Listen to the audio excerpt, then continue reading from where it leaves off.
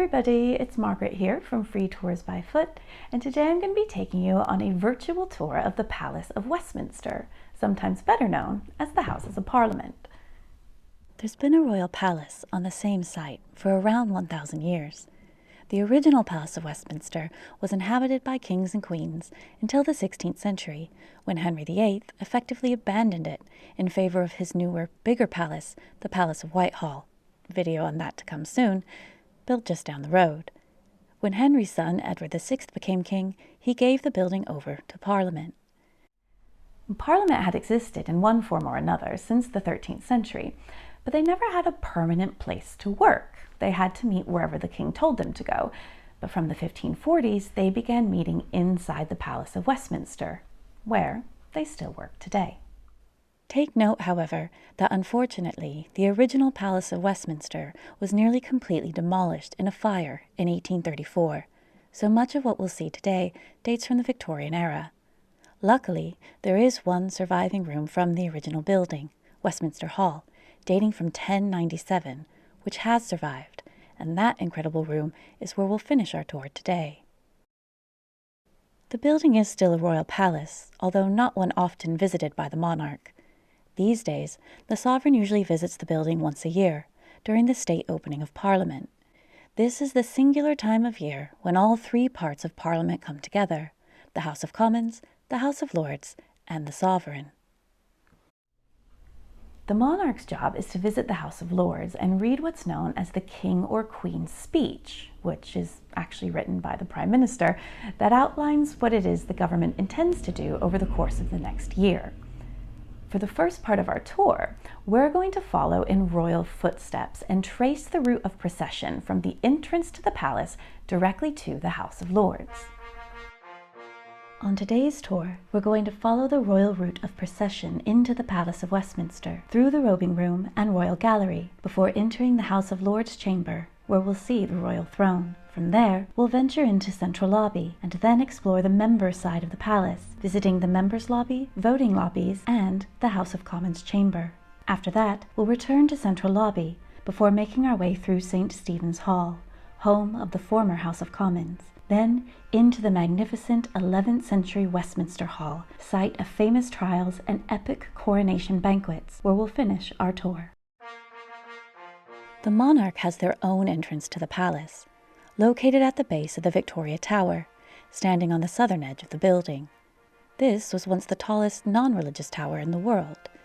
The upper floors of the tower hold the parliamentary archives, and leading up from the ground floor are the sovereign's steps, where the monarch enters the building through this small room known as Norman Porch. The original design idea for the rebuilt palace after the 19th century fire was that each room would have a theme and be associated with a time period in British history. This room was intended to be filled with statues of Norman kings, but the plan never came to fruition. Instead, what we have today are these white busts of some of the prime ministers who have also sat in the House of Lords. This one here on the left depicts the Duke of Wellington, and may give you an idea as to why some people referred to him as Old Nosy. While the palace was being built, Queen Victoria was on the throne, so her image and initials can be found throughout the building, like on this stained glass window, depicting her around the time she came to the throne at age 18. It's probably not how you're used to seeing Queen Victoria, is it? But she was young and beautiful once. If we look to the ceiling, we'll see a number of royal symbols. Some are hard to make out, but we'll get a clearer view in the next room. As we scroll in, at the top, you can see the golden harp of Ireland, and down near the bottom, here, the Red Lion of Scotland. We've also got dragons for Wales, and the little golden squares here bear Victoria's initials, VR, Victoria Regina.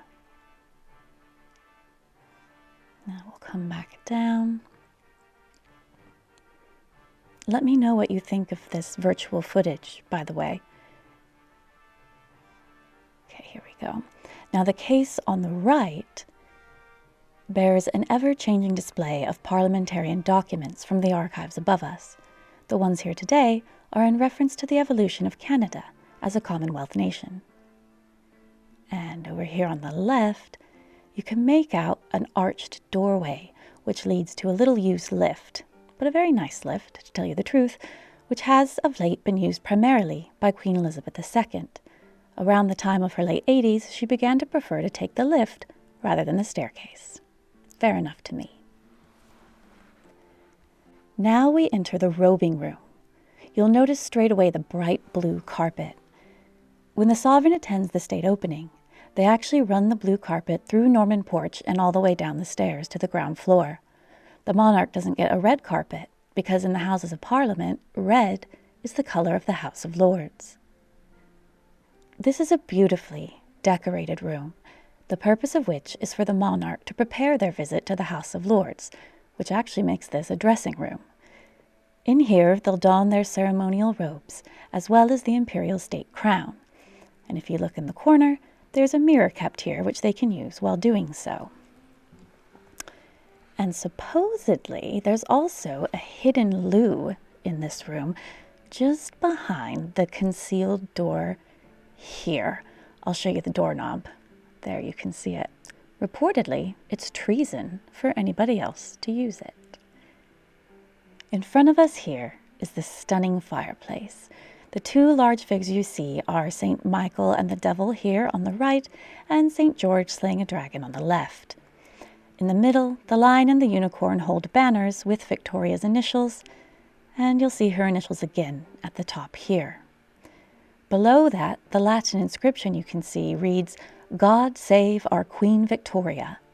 You'll find those same words under the clock dials of the Elizabeth Tower, Big Ben, if you look closely.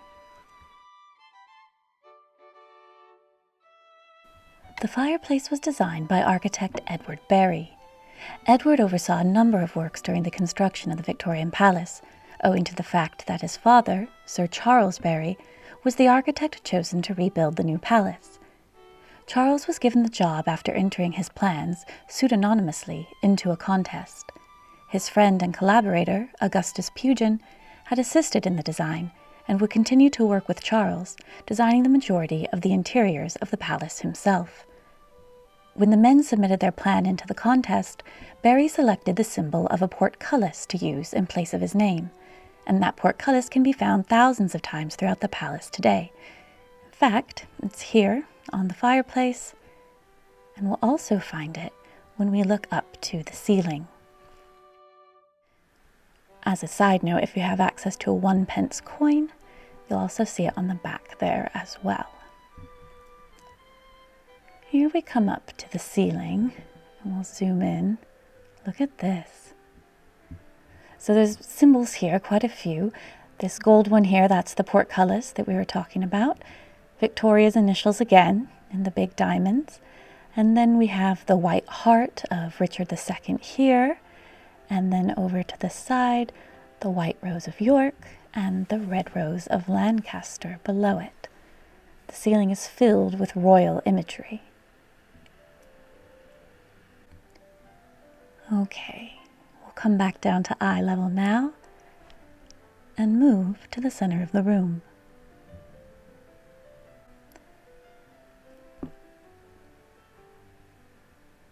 The large paintings in the room are the work of artist William Dyce, and they depict the virtues of King Arthur and the Knights of the Round Table. The 19th century saw a resurgence of interest in the legends of King Arthur and his chivalric code, so these paintings were very on trend. As we come around, above the fireplace, there's one that represents religion. Courtesy is on the left, and generosity is on the right. The largest one here depicts hospitality, and in the corner, we see mercy. The original plan was for 7 of these paintings, but Dyce died before he could finish the final 2, fidelity and courage. In their place were put portraits of Queen Victoria here on the left and her husband Albert on the right, both believed to represent those Arthurian chivalric virtues. King Arthur is also present in these oak reliefs by Henry Armsted, showing scenes from the Arthurian legends. Here we come to the chair of state, which remains here for the monarch's usage while in the robing room. It was originally built for Queen Victoria, of course, so as we zoom in, you'll see her coat of arms and her initials again.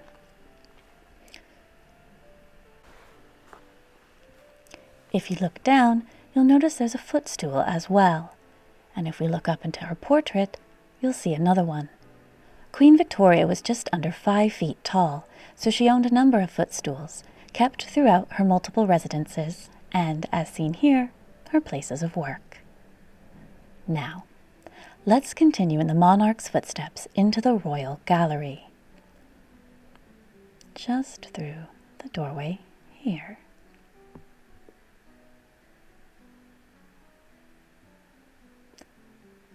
Originally called the Victoria Gallery, the Royal Gallery is used for formal occasions, like parliamentary ceremonies or state receptions. A number of foreign heads of state have been invited to speak here, like Presidents Ronald Reagan and Bill Clinton, Boris Yeltsin and Jacques Chirac, and Nicolas Sarkozy and Chancellor Angela Merkel.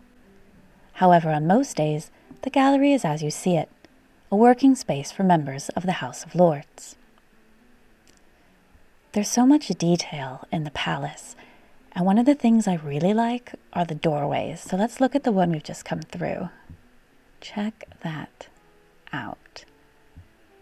Beautiful. There are 8 golden statues in the gallery depicting warrior kings and queens. Here is Henry V on our left, and then to the right, Queen Elizabeth I. And just adjacent to Elizabeth is her namesake, Queen Elizabeth II. During the state opening of Parliament, the monarch wears the imperial state crown, which you can see next to her in the painting. They also wear robes like the one she's wearing here, but in red. You can see her father in the portrait to the right there as well. Now, when we pan around, we'll see William III and Queen Anne on the side of that doorway. And we'll come to this side. As we look over, you can just about make out gold script along the paneling on the bottom of the walls, just here. These are the names of the 408 members of the House of Lords who were killed during World Wars I and II. Over in the archway is a small box that holds sand from the 5 beaches used in the Normandy landings on D-Day. And if we look up to those windows, firstly you'll see Victoria's initials again, and the shields along the wall are the arms of kings and queens as well as their consorts. And there's the Queen's mother, also Elizabeth, in that portrait. Now, let's go to the middle of the room. Here we are between 2 huge pieces of art, both by artist Daniel Maclise, and both celebrating British wartime victories. This one depicts the meeting of the Duke of Wellington and Prussian Field Marshal Blücher after the Battle of Waterloo. You'll notice that the painting is quite dark, and this was not intentional. Maclise used a technique known as waterglass, painting on wet plaster to trap the color. He learned this technique in Italy, where it's hot and dry. Here in the UK, however, not so much. Even as he was painting, the colors began to fade. The wet plaster soaked up additional moisture from the air, pollution from the burning of coal, and the odors and filth of the Victorian River Thames, leaving what we see here today.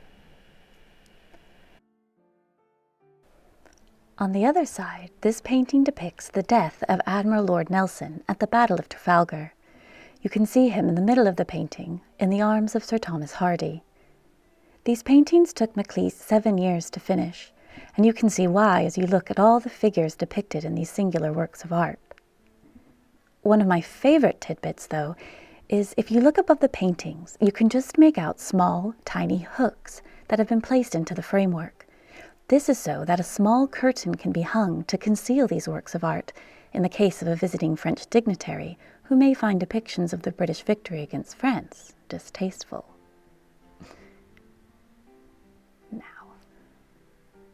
we're going to continue on our journey in the sovereign's footsteps, under a portrait of King George IV, who my cat is named after, by the way. And we've got two more warrior kings here, Alfred on the left and William I on the right. You'll notice the doors have a wooden beam that runs down the center of the archway. When the monarch is here, the doors are completely removed so that they may walk straight through the center of the painted archway.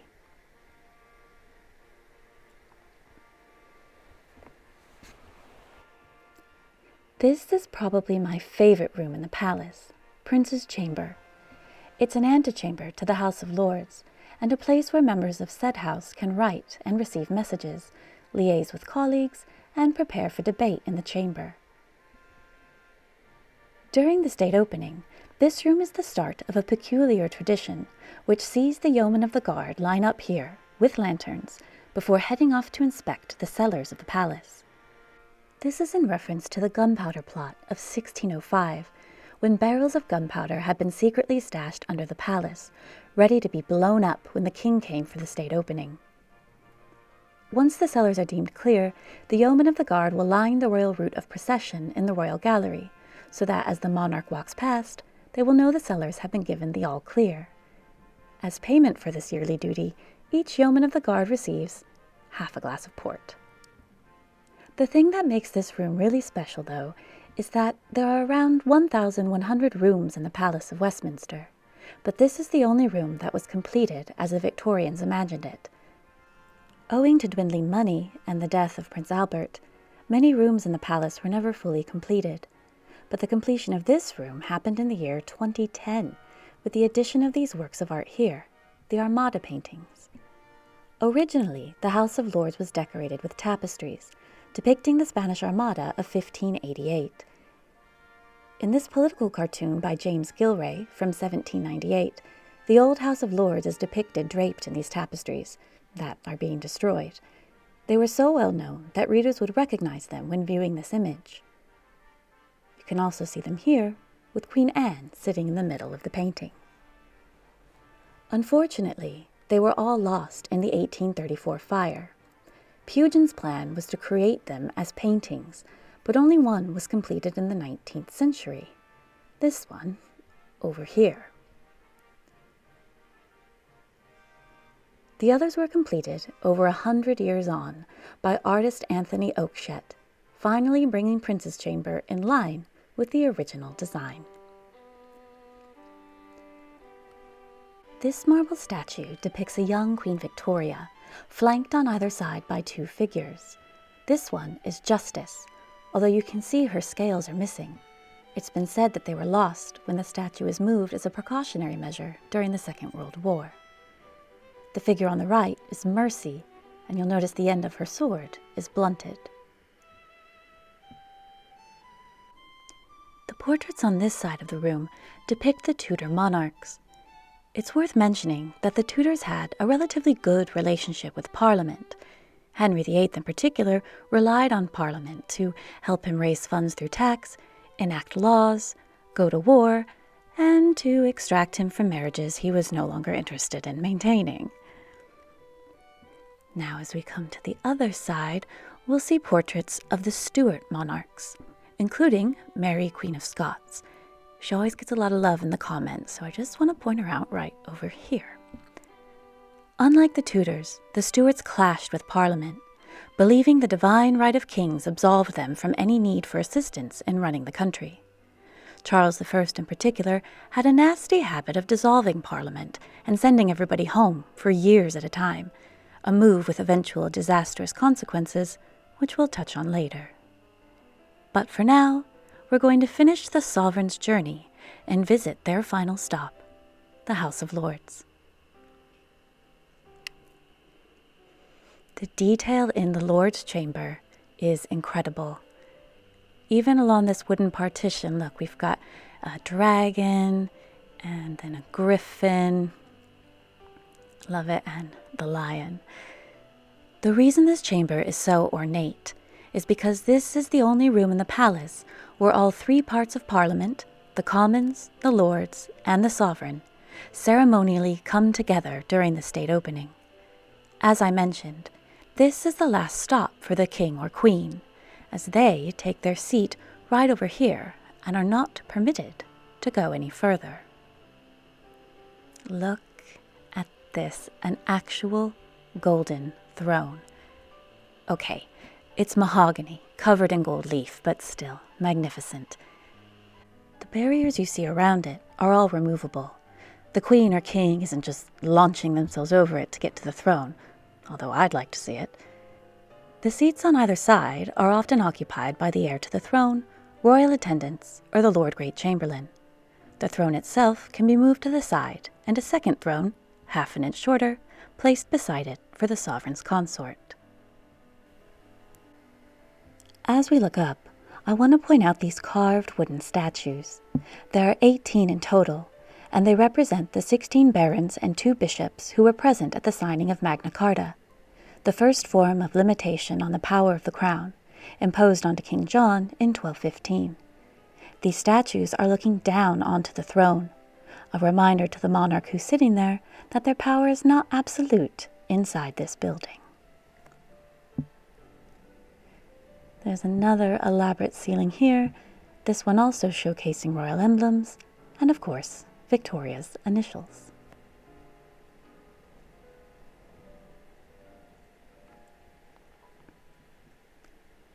Now, in front of us here is the wool sack, where the Lord Speaker sits. The Lord Speaker oversees the work done in this chamber and serves as an ambassador to the House of Lords.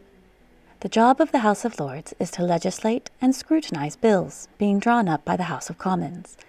They're supposed to be self-regulating, unlike the Commons, so the Lord Speaker merely oversees the work rather than controlling the goings-on inside the House.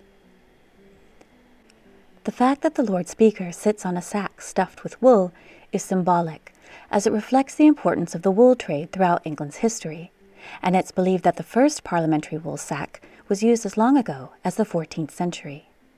This version is filled with wool from 1 sheep in every Commonwealth nation, including England, Scotland, Wales, and Northern Ireland as well. If you look to the right of the wool sack, to the first bench, you'll notice that there are arms on either side, which don't appear on the rest of the benches in the house. This bench seats the Lords Spiritual, the Archbishops of Canterbury and York, as well as 24 senior bishops from the Church of England. The armrests are said to serve 2 purposes. Firstly, it creates a physical barrier between the Lords Spiritual and other members of the House, serving as a reminder that though they may be sitting here, they're not members of the political party who sit around them. Secondly, it's said that the armrests are quite useful at preventing people from sliding off the bench after a particularly lubricated lunch. Now, I've just pointed out that bench to you and said there are 26 people who sit there, but this clearly isn't physically possible. In fact, there are around 800 members of the House of Lords in total, and as we look through the chamber, you may well realize it would be nearly impossible to fit them all into this room. Members of the House of Lords, sometimes referred to as peers, are unelected. They receive their seats here from the monarch, on the recommendation of the Prime Minister. They're chosen for their expertise in various matters, and only need to attend debates in the chamber if their particular knowledge is required. It's only during the state opening of Parliament that nearly all the members of the House of Lords will be in attendance. This ledge up here also holds seating and can be used as overflow should the chamber be too full. From here we also get a view of the public gallery. It's free for members of the public to sit in both chambers whenever Parliament is in session. And up until 1958, women were not permitted to serve in the House of Lords, so this was the only place they were allowed. You'll notice the red curtain that's attached to the upper galleries. These are modesty curtains, installed after women's fashion changed.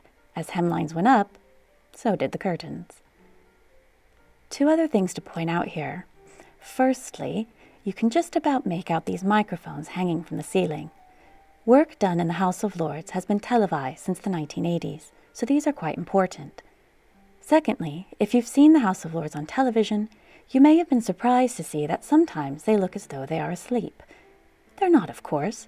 They're merely putting their ears right up against these speakers so they can listen intently to every word being spoken. Next, there's something very small, but very interesting I want to show you here. In May of 1941, the House of Commons chamber was destroyed during the Blitz. The House of Lords survived, and graciously gave up their chamber for use by the government and House of Commons until the new Commons chamber could be rebuilt. The Prime Minister at the time, Winston Churchill, would stand here, and if he were speaking passionately, he would oftentimes punch the table to emphasize his points. Churchill wore a large signet ring on his hand, and the marks he left on the table are still visible today. I'll zoom right in here. And there they are. The black and gold boxes on the table hold various religious texts, used when new peers are first sworn into the chamber. Now these benches here are a unique part of the House of Lords that you won't find in the Commons chamber. They're known as the cross benches because they sit across the House. You see, peers who are members of the political party currently in government will sit on this side of the House. Peers belonging to the opposition party sit on this side. But some members of this House, around 200 or so, have no political party, so they sit here, unaligned with either side, and free to vote as they see fit, not along party lines.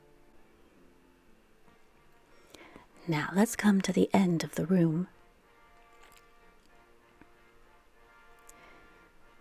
During the state opening, the sovereign is sitting there on the throne, and the chamber is packed with members of the House of Lords.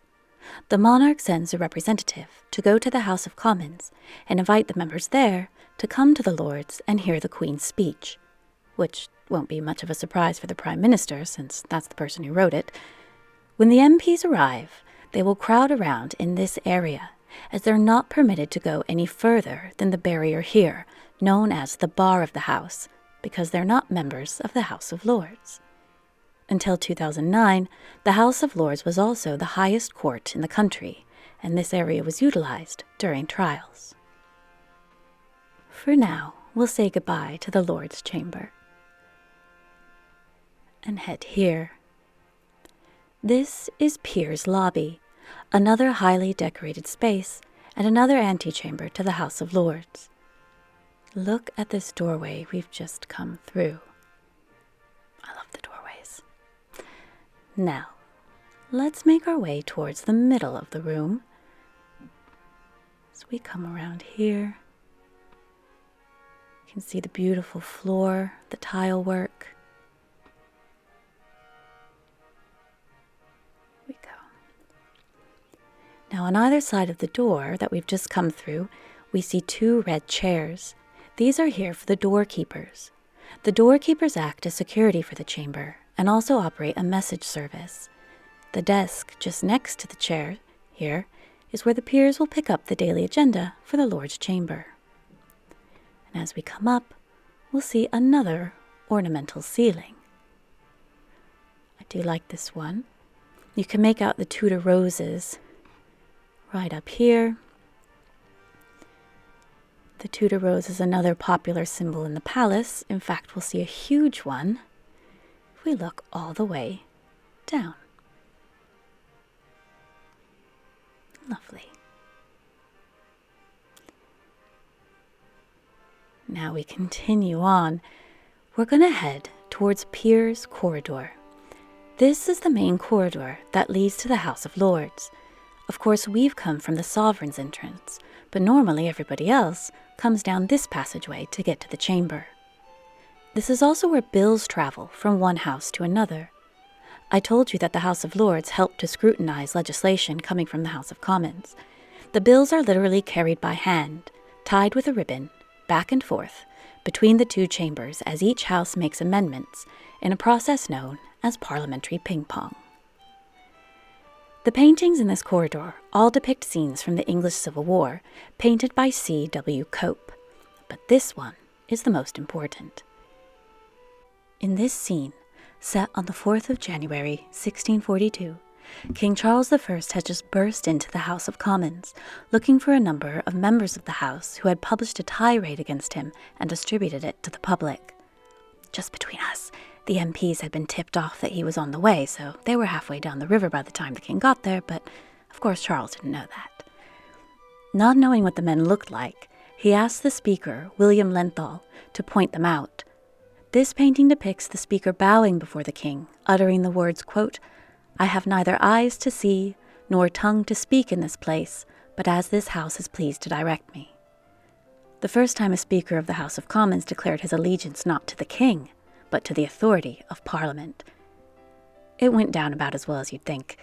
By nightfall, the king had fled the city, sides had been chosen for the civil war that was to come, and 1 week later, Parliament seized control of London. 7 years on, after a final loss to the Parliamentarian army, King Charles I would be back at the Houses of Parliament as a prisoner. He was charged and convicted of treason in a trial that took place in Westminster Hall, here at the palace. Shortly thereafter, he was beheaded, just down the road, on a scaffold specially erected outside the Palace of Whitehall in front of a crowd of thousands. Parliament would never again be the subject to the whims of a monarch. The moment depicted in that painting is also the reason why no king or queen is permitted to enter the House of Commons.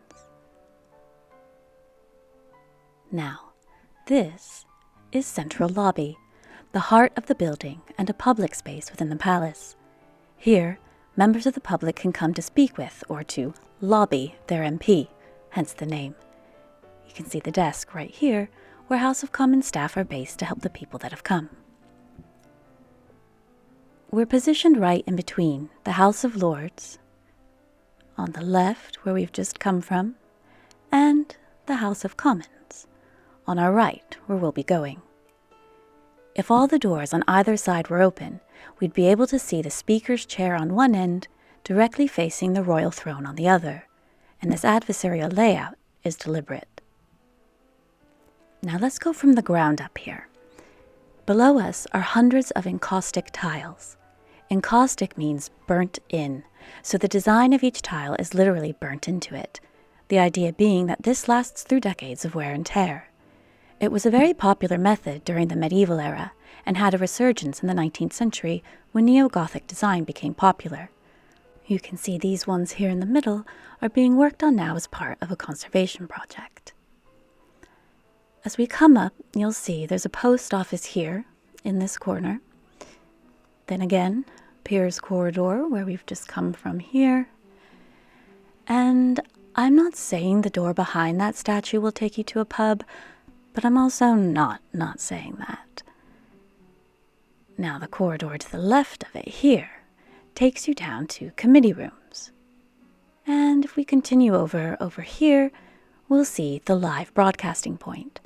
If you watch a lot of political news or the BBC, you'll have seen reporters standing here, sometimes interviewing members of Parliament. This is the corridor we'll be headed down, and lastly, this doorway here leads to St. Stephen's Hall, where we'll be headed later on. As we've looked around, you've likely noticed a number of statues going up the walls. These are the kings and queens of England and Scotland from the time of King Edward I. And I know who some of you are going to be looking for, so I'll just point out our old friend Henry VIII. Right up there. Above each doorway leading off the hub of Central Lobby, there's a beautiful mosaic depicting the patron saints. Here we see St. Patrick of Ireland,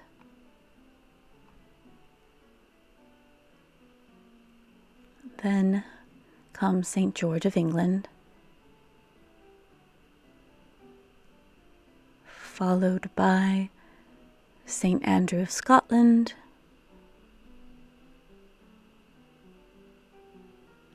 and if we continue lastly, St. David for Wales. And while we're up here, let's take a look at the beautiful ceiling. So you'll notice depicted here are English roses, Scottish thistles, and Irish shamrocks. No leeks for Wales, however. Perhaps they didn't want any leaks in the ceiling. I can't believe I said that. Let's get out of here before I tell another one. We're now walking down the members' corridor towards the House of Commons. You'll notice that the red and gold we've seen so much of has disappeared.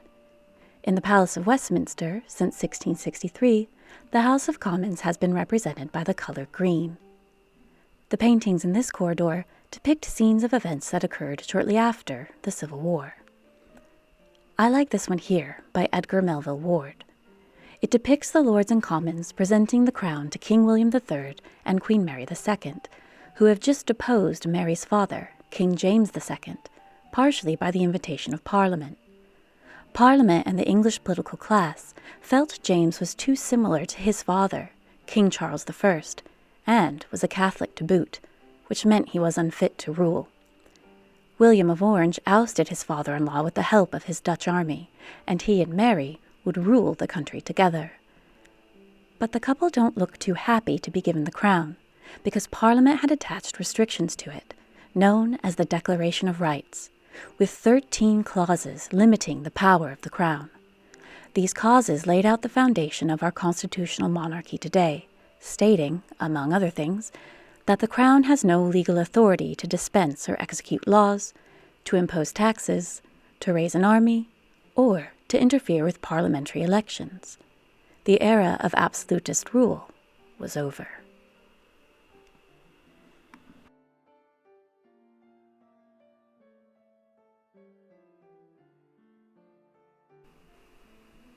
This is Members' Lobby. You'll notice how austere it is in comparison with what we've seen so far. I mean, the ceiling is just wood. This is the newest part of the building, designed by Giles Gilbert Scott, perhaps most famous for his red telephone boxes. It was built shortly after the Second World War. Members' Lobby is a working antechamber to the House of Commons. Here's where MPs collect the agenda for the day, as well as personal messages. As we come along here, you'll notice that each MP has their own little parliamentary pigeonhole for personal correspondence. Although this room is less decorative than the rooms of the House of Lords, there's still some decoration, as well as a number of statues of former prime ministers. 3 are made of stone. Here on the left is Herbert Henry Asquith, and next to him, Arthur Balfour. As we take a look to the other side, we'll see Benjamin Disraeli here on the left, and an empty plinth on the right. No plans to fill it just yet. Who do you think we might see here one day? Then there are 4 bronze statues. Firstly, here on the left is Clement Attlee, who created the NHS, the National Health Service. And to the other side, Margaret Thatcher, our first female Prime Minister. The erection of her statue here was quite controversial, and not necessarily for the reasons you might think. The standard rule was that no statue would be erected inside the palace until the subject had been dead for a minimum of 10 years. The idea behind this was that it would give Parliament time to look back on their premiership with objectivity, to see if they really had achieved anything that garnered them the honor of a statue here. But Margaret Thatcher was very much alive when the statue was created in 1997. It was successfully argued that, regardless of what you think about her, Margaret Thatcher was forever the country's first female prime minister, so there would really be no reason to wait. As for Mrs. Thatcher's thoughts on the statue, reportedly she was slightly disappointed it hadn't been made out. On the opposite side, we have David Lloyd George on the right. If you look down towards his feet, you'll notice he's standing on 2 small platforms. This was reportedly at the request of his wife, who was a bit taken aback by how short he looked compared to his companion opposite, Sir Winston Churchill. And in between the two stands what's known as Churchill Arch. At the behest of Winston Churchill, this arched entrance to the House of Commons chamber was rebuilt using the damaged and fire-scarred stone from the original destroyed House of Commons. a lasting reminder to everybody passing through of the fortitude and resilience of the building and its people. As we get closer, I'll focus in on Winston's shoe.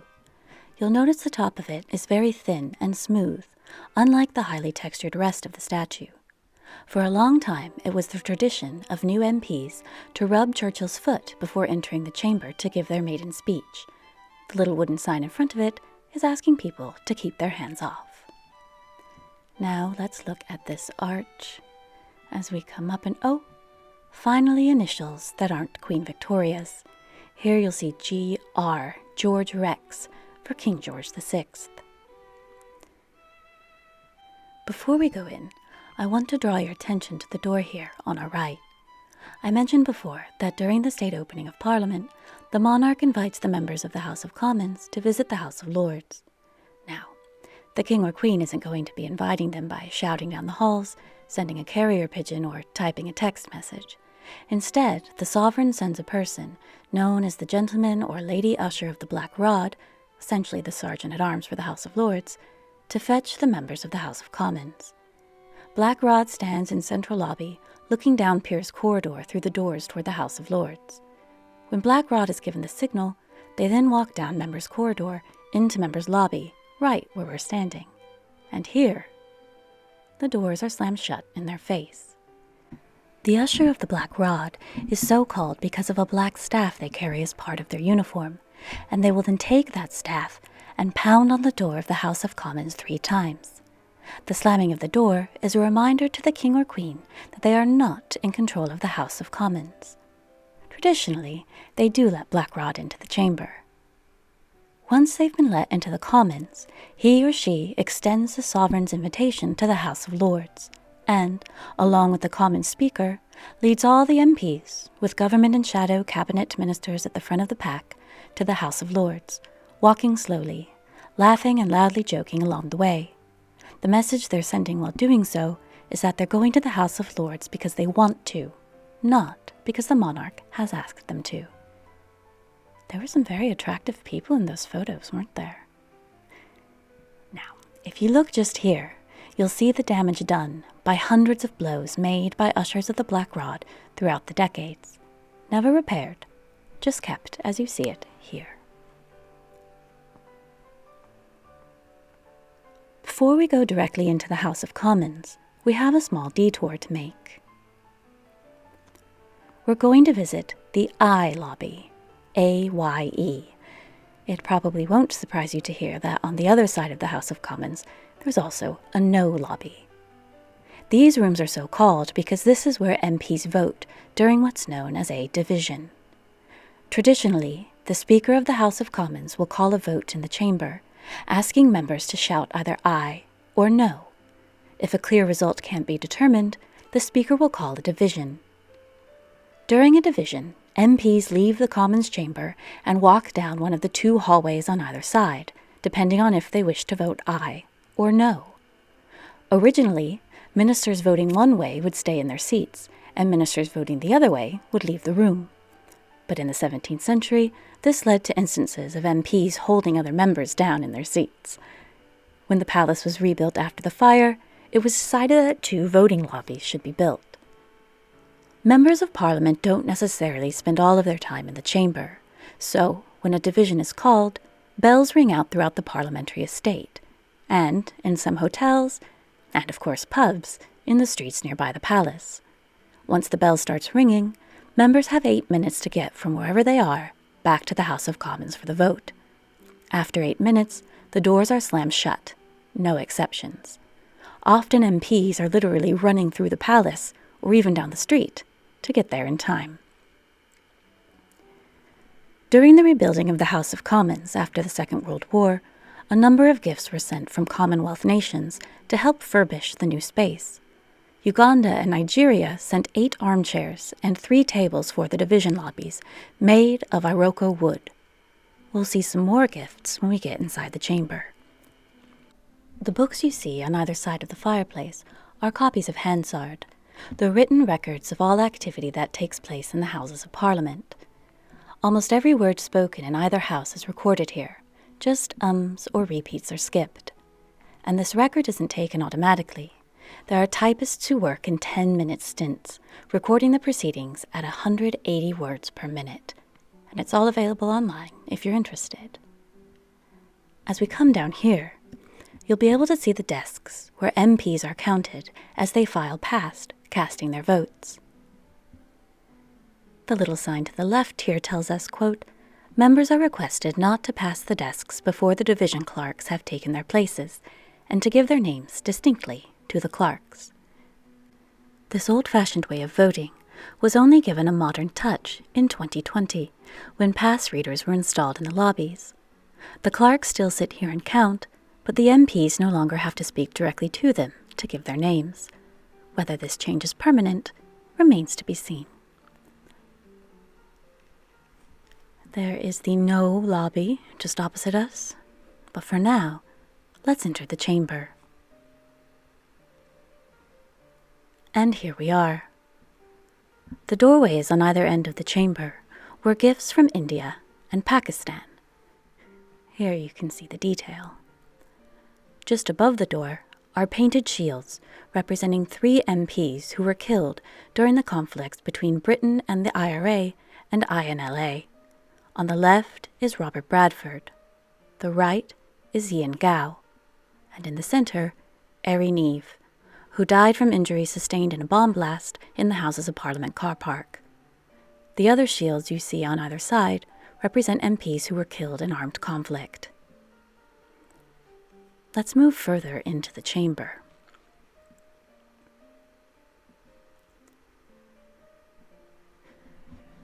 From here, we can get a good idea of the size of the room. There are currently 650 MPs, but the chamber is only large enough to hold 427. After the original Commons was destroyed in the Blitz, it was thought that the new one should be made bigger, but Winston Churchill disagreed. He ordered it built to the same Victorian specifications, as he felt the smaller chamber provided a volatile atmosphere that was useful in debate, and he enjoyed the fact that MPs had to crowd in close together on the 2 small benches. From here you can see the cameras hanging above us, as well as the tiny microphones like the ones we saw in the House of Lords. You can see the speakers and the benches here as well, and the little plaques are actually small frames that hold what's known as prayer cards. Each session of the House of Commons begins with prayer, led by the Speaker's chaplain. If MPs want to reserve a seat in the House, they can fill out a prayer card and place it in the seat they want. If they're not in their seat by the time the prayer starts, their card is removed and they lose their spot. There's not really assigned seating in the chamber, as all seating is done by convention. Ministers sit on the front bench to the right of the Speaker's chair, and opposition spokespersons on the bench opposite. Members of the government party sit on this side of the House, and members of the other parties on this side. Opposition in this area, and smaller parties back here. As with the House of Lords, there's overflow seating above us.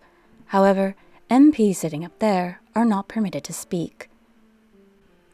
Neither could an MP speak if they were to stand where we are, in between these 2 red lines.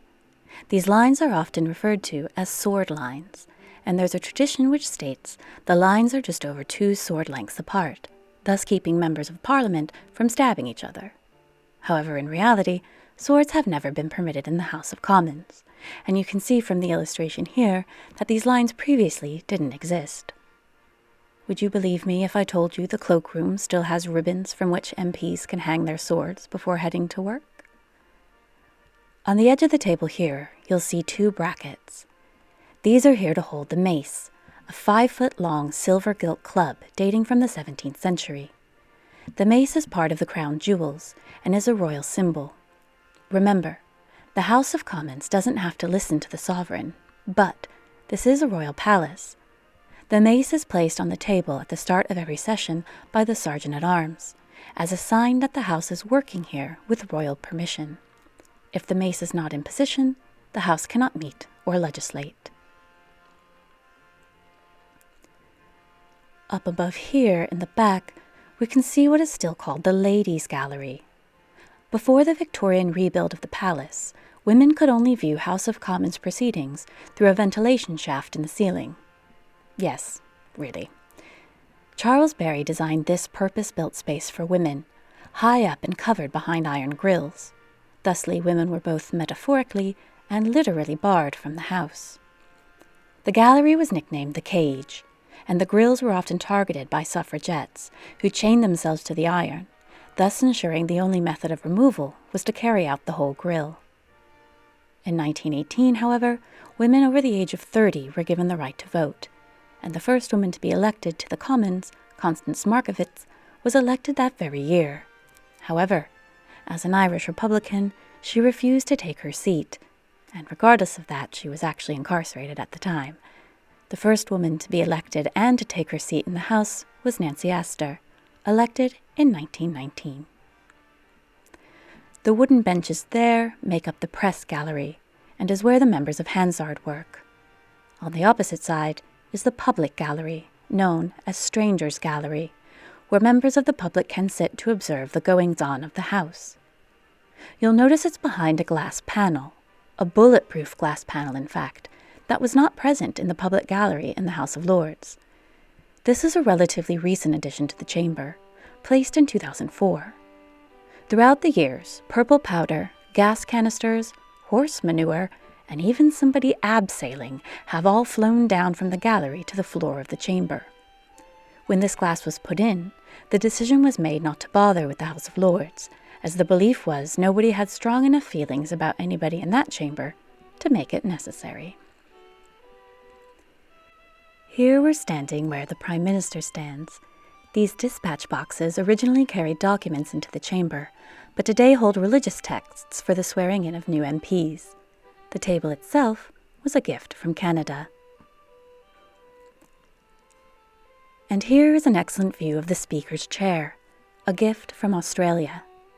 The Speaker of the House of Commons presides over and controls the debates in the chamber. MPs may not speak unless called upon by the Speaker. To this end, the Speaker must know the names and constituencies of all 650 MPs, although he will never use their names. Nobody in the House of Commons is referred to by name. Instead, they're called the Honourable Member For, followed by their constituency, or my honourable friend, when referring to people from the same political party. The idea behind this anonymity is protection, in case of a repeat of King Charles I coming into the chamber to arrest MPs he couldn't identify. The job of Speaker was not a historically popular one, and tradition states some of them had to be forced into the role. Even today, the tradition is to pull and drag the newly elected Speaker to his chair for the first time. The job was unenviable, as the Speaker of the House would be the Commons' representative to the monarch, and had the oftentimes difficult task of relating back to the King or Queen that perhaps Parliament had not granted their requests to raise taxes, for example. In fact, 7 speakers were beheaded, including Sir Thomas More. In addition, in centuries past, the Speaker would have to stay in their chair at all times, no breaks, so a curtain and chamber pot were provided. Thankfully, these days, there are deputy speakers who can fill in.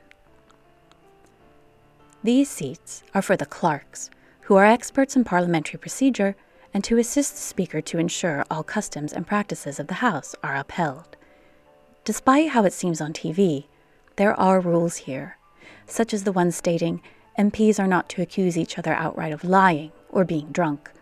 However, they could refer to an untrue statement as a, quote, terminological inexactitude, as Churchill did, or refer to a person they suspect of being inebriated as being, quote, tired and emotional.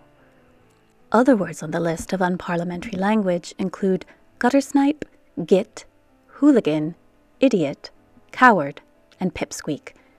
This isn't to say that these things don't happen, but they'll likely result in the MP being temporarily removed from the House. Remember those iron grilles from the ladies' gallery? They've been repurposed here. You can just see them. And also in some of the windows. You can see the metal bars there.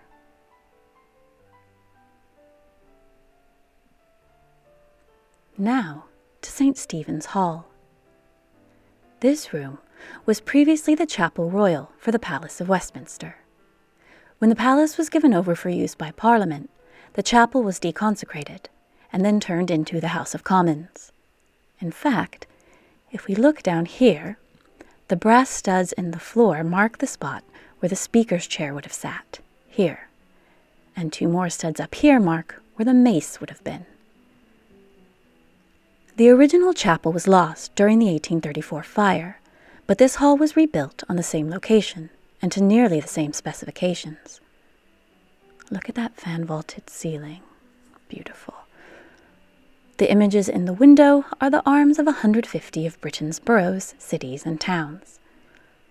As the original House of Commons, this is the site that notable parliamentarians like Britain's first Prime Minister Sir Robert Walpole or William Pitt the Younger, who you'll see in the next image, would have debated, and you can see a number of figures here representing some of these men.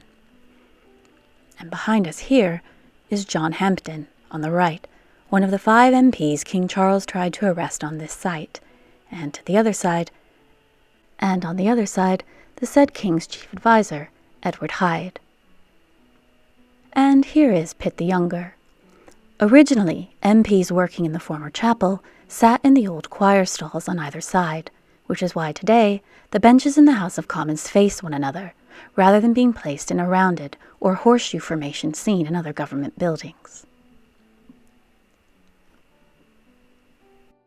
The artworks on either side are known as the Building of Britain paintings, 8 murals by different artists depicting key events in Britain's history. This one here takes place in St. Stephen's Hall, Sir Thomas More as Speaker of the House, facing down Cardinal Wolsey and King Henry VIII. This one here commemorates the Crusades and the beginning of overseas exploration.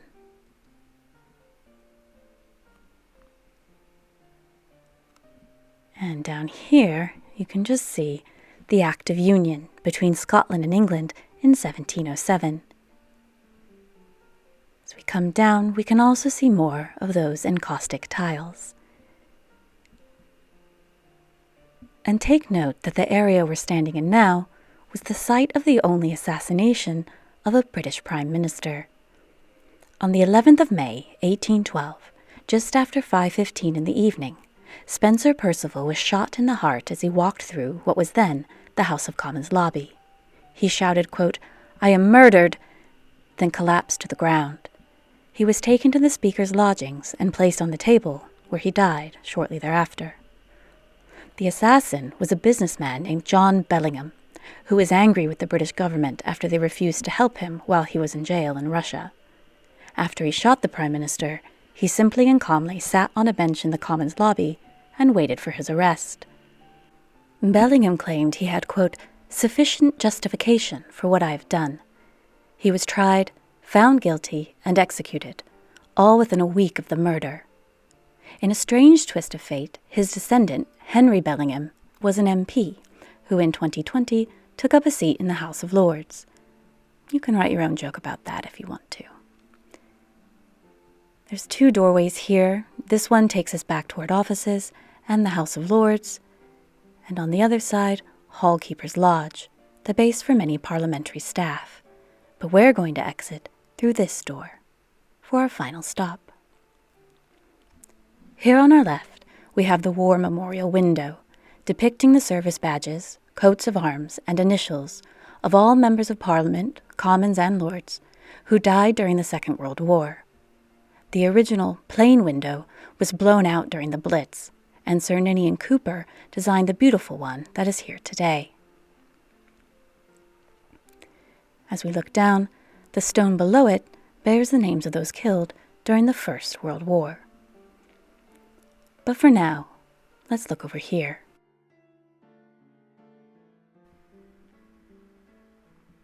This is Westminster Hall, the oldest surviving part of the Palace of Westminster, having originally been built in 1097 on the orders of William Rufus, who later claimed it was, quote, "only good enough to be a bedroom." I don't know about you, but it looks exactly like mine. The original stonework still stands, but it's encased in a Victorian cover on either side to protect it. The incredible hammer beam roof was added in 1399 during the reign of Richard II. It's the largest medieval hammer beam roof in Northern Europe, and its importance is highlighted by the fact that both during the fire of 1834 and the fires caused by the bombs during the Blitz, all containment efforts were poured into saving the hall. Reportedly, Winston Churchill exclaimed, quote, "Let the Commons burn," in an effort to focus all attention on this incredible part of the building. The hall has been used for many different things during its 1,000-year history. Firstly, it's been the location of a number of important speeches. President Barack Obama addressed both houses here, and so did Nelson Mandela, Aung San Suu Kyi, and Pope Benedict XVI, and of course, Her Majesty, the Queen. Most of these plaques here commemorate speeches done by Her Majesty. The one in the center is hard to read, but this commemorates the trial of Sir William Wallace, which took place here on the 23rd of August, 1305. Until 1827, Westminster Hall was the site of numerous trials, such as that of Thomas More and Cardinal John Fisher, the Earl of Essex, Guy Fawkes and the Gunpowder Plot conspirators, King Charles I, and a number of Jacobites, including Simon Fraser, 11th Lord Lovat. This is his trial here. And a shout out to any Outlander fans listening.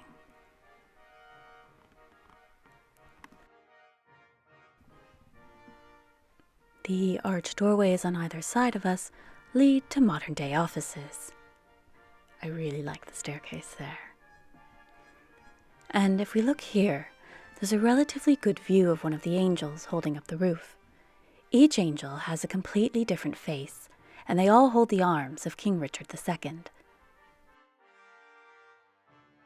For centuries, Westminster Hall was also the site of coronation banquets, beginning with that of King Richard I in 1194. This picture depicts Henry VIII. The king, and sometimes queen, would be crowned in Westminster Abbey just across the street, then walk across a purple carpet toward the palace, where they would enjoy feasting and celebration. It's known that more than one of these banquets also saw jousting taking place inside the hall. The last monarch to have their coronation celebration here was King George IV, who, on the 19th of July, 1821, threw a £240,000 bash, which doesn't sound extreme until you convert it to today's currency for a total of £20,917,340. The hall was lit by 2,000 candles on huge chandeliers strung up from the ceiling, and attendees were constantly being pelted by globs of hot, melted wax. 23 temporary kitchens had been built around the hall to cater for the meal, producing over 4,000 different dishes. For entertainment, a man known as the King's Champion rode a horse in full armor into the hall, heralded by trumpeters and attendants. He threw down his gauntlet and asked if there were any doubters of the newly crowned king, as he was ready to defend George in combat. Unsurprisingly, nobody came forward. Nor did they the other 2 times this charade was carried out during the dinner. The king had also hired a number of celebrity boxers to attend, but to also act as his bodyguards to ensure his much-detested wife was kept out of the party.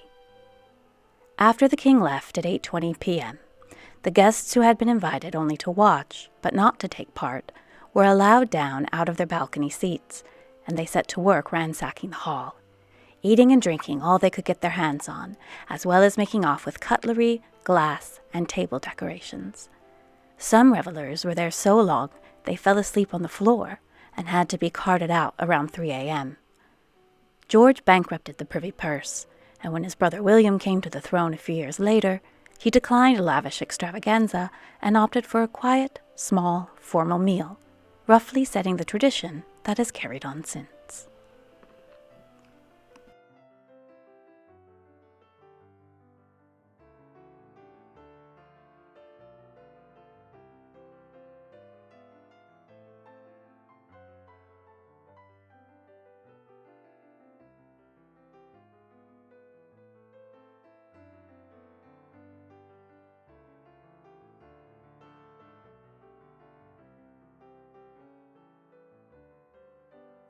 It's not just been huge events here, though. Westminster Hall was an early shopping mall, with traders being allowed to set up stalls and sell inside since the 13th century. It was good money, as the public would come to watch trials and do some shopping at the same time. It was a real day out, and by 1666, there were almost 50 shops in the hall. By the 18th century, however, all the shops and stalls were gone, only to be replaced by one, the Parliamentary Gift Shop, which is located just beyond this doorway here. It's also known that when the hall flooded, people sailed boats inside. Oliver Cromwell stabled his horses in the chapel underneath the hall, and during maintenance in the 1920s, 16th century tennis balls were found stuck up in the beams of the roof, leading to some speculation that Henry VIII turned the hall into a private tennis court. A look back from where we came.